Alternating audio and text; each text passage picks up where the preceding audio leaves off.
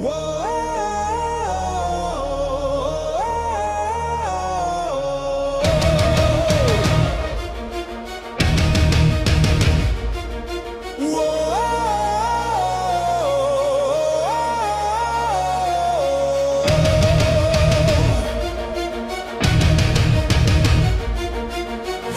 میان مه و خون، جایی که ترس میرقصد،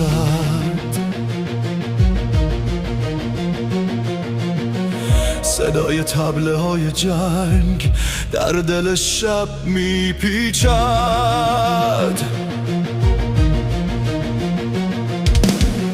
میگویند او با چشمانش آتش میبار، صاعقه از خشمش بر زمین میکارد.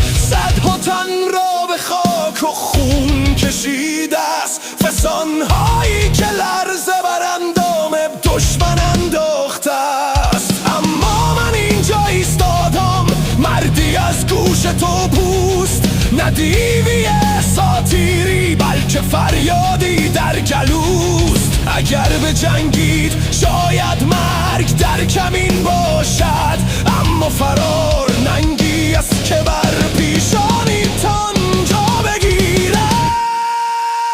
ممکن است جان ما را بگیرند در این پیکار، اما آزادیمان را هرگز. ای ستمکار، این تنها فرصت ماست در این دشت بیکران، برای شکوه، برای وطن، برای جاویدان.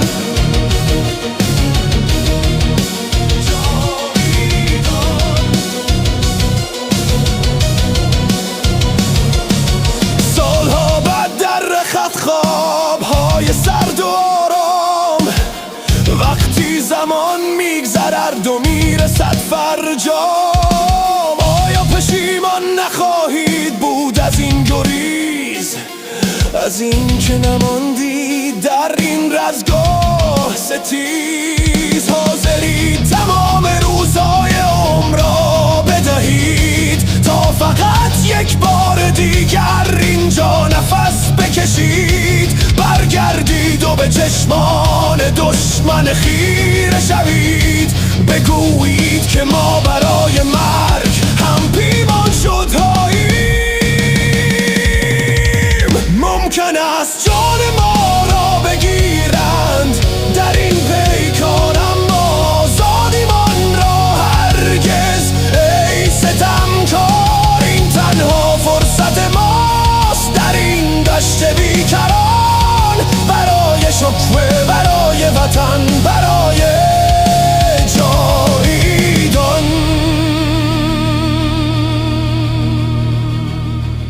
خون ما ریشه این خاک را سیراب خواهد کرد، نام ما لرزه بر ستونهای سبداد خواهد انداخت. بجنگید برای فردا، بجنگید برای نور، حتی اگر سهم ما باشد یک گور سوت و کور.